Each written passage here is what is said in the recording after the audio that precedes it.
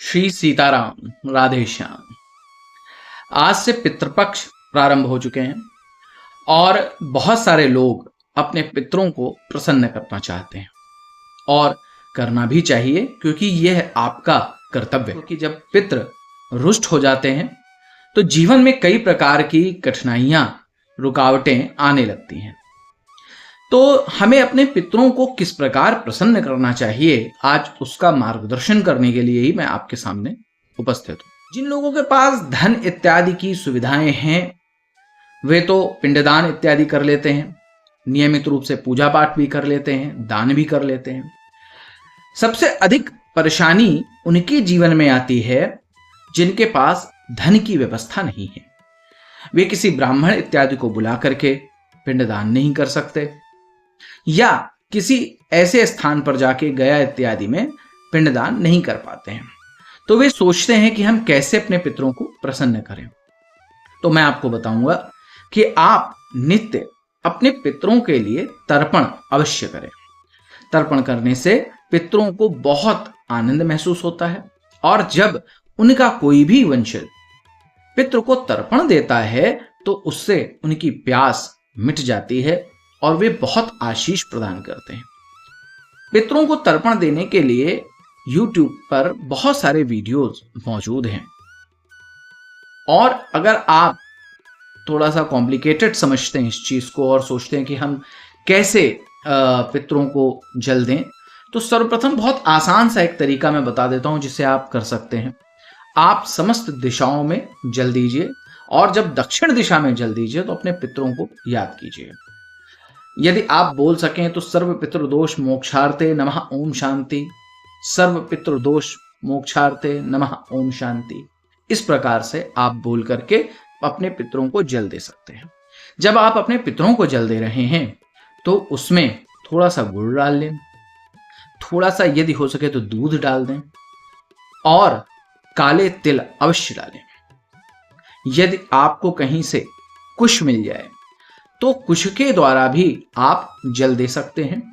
मिट्टी इत्यादि में कुश को गाड़ दें और उस पर जल दें, क्योंकि ऐसा माना जाता है कि पितरों का जो मुख होता है वह सुई के छेद के समान छोटा होता है, बहुत छोटा मुख होता है।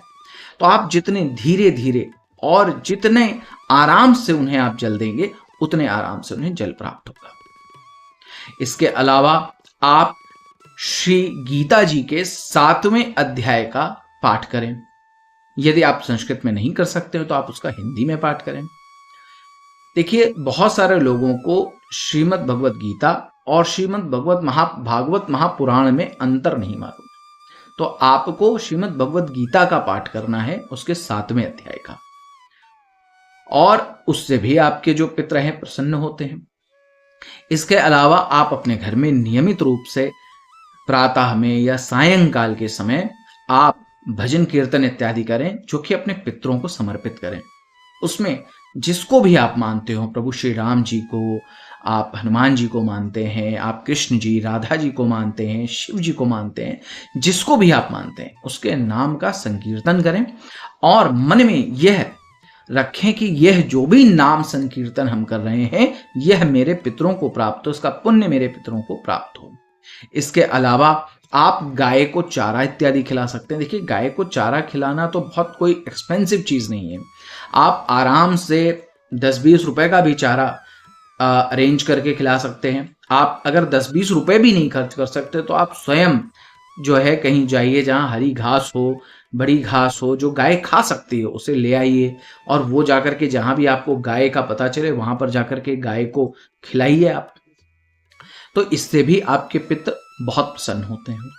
इसके अलावा आप ब्राह्मणों को अपनी इच्छा शक्ति, अपने धन की शक्ति के अनुसार उन्हें भोजन दान इत्यादि भी कर सकते हैं, जितनी भी आपकी शक्ति और सामर्थ्य। यदि आप किसी एक ब्राह्मण को अपने घर में बुला के जो भी आप खाते हैं वह पितरों के लिए निकाल करके भगवान का भोग लगा करके और फिर उन ब्राह्मण को आप खिलाते हैं, तो इससे भी आपके पितर आनंदित होते हैं। देखिए, पितृ की तृप्ति के लिए सबसे आसान उपाय यह है कि आपका जीवन सर्वप्रथम सात्विक होना आवश्यक है। ये 15 दिन बहुत ज्यादा जो हैं ये सात्विक रहने के लिए हैं।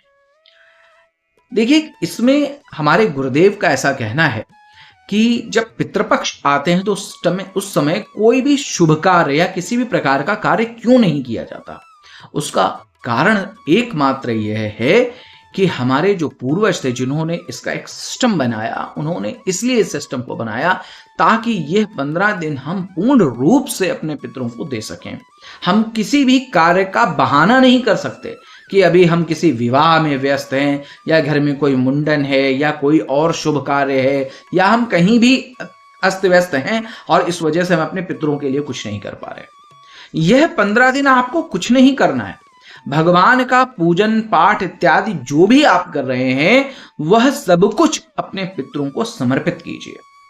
अधिक से अधिक भगवान का संकीर्तन कीजिए, हरिनाम का संकीर्तन कीजिए।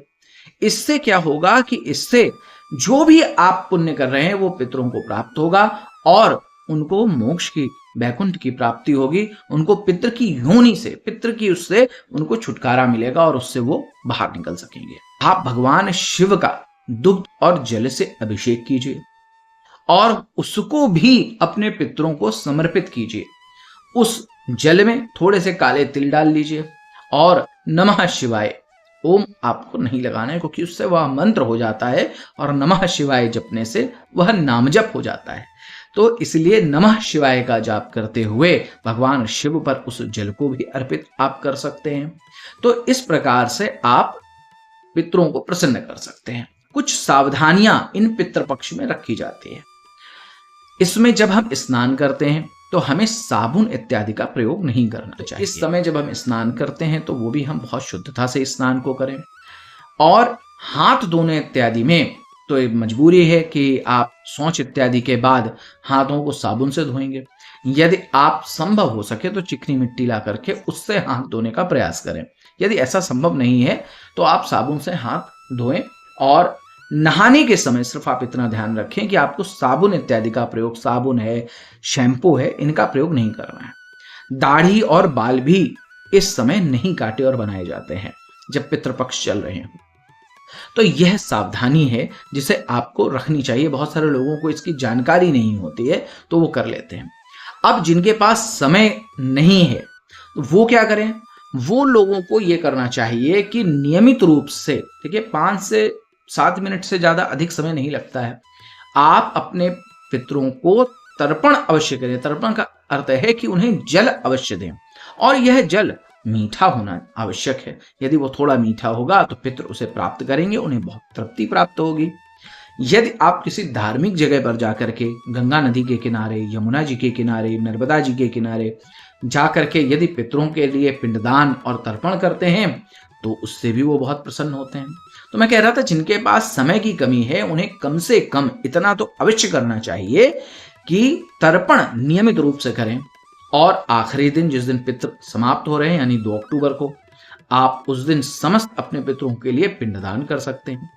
यदि संभव हो तो नियमित रूप से आप अन्नदान निकाल दीजिए, फलों का दान निकाल दीजिए। गाय को केला है और हरी चीजें हैं ये खिलाइए। इससे उनको जो है आपके पितरों को बहुत तृप्ति मिलती, क्योंकि गाय हमारे यहाँ सबसे ज्यादा पूजनीय है। यदि आप विदेश इत्यादि में रहते हैं या किसी ऐसे स्थान पर रहते हैं जहां आपको गाय नहीं मिल रही है या आपके पास इतना समय नहीं है कि आप वहां तक जा सकते हैं, तो आप अपने नजदीकी गौशाला में जाकर के या ऑनलाइन भी आप जो है दान इत्यादि कर सकते हैं। हमारे गुरुदेव की सूरचाम गौशाला है जिसकी डिटेल मैं इस वीडियो में नीचे दे दूंगा। आप उस पर ऑनलाइन पेटीएम या गूगल के थ्रू भी आप वहाँ पर दान इत्यादि कर सकते हैं। तो ऐसे भी गौ सेवा हो जाती है। तो गाय की सेवा करने से सिर्फ पितृ ही नहीं प्रभु भी अत्यधिक प्रसन्न होते हैं और यदि प्रभु प्रसन्न हो गए तो पितृ स्वयं ही प्रसन्न हो जाएंगे। तो इस प्रकार से आप अपने पितरों को प्रसन्न कर सकते हैं। तो इन उपायों को आप करें। यदि आपके मन में किसी भी प्रकार की शंका है तो आप निश्चित रूप से हमसे जानकारी ले सकते हैं, पूछ सकते हैं। तो मैं यह आप सभी लोगों से निवेदन करूंगा, क्योंकि आज के समय में क्या हो रहा है, सबसे ज्यादा जो एक सिस्टम लुप्त होता चला जा रहा है वह पितरों का ही सिस्टम है जिस पर लोग ध्यान नहीं दे रहे हैं, और आज के समय में सबसे ज्यादा लोग परेशान हैं, सबसे ज्यादा दुखी हैं, धन से या पारिवारिक सुख से बिल्कुल वंचित हैं, या जैसे किसी किसी का तो ऐसा है कि वंश ही रुक गया है। तो यह सब जो कारण हैं ये पितरों के कारण ही होते हैं। तो अपने पितरों को सदैव प्रसन्न रखना चाहिए।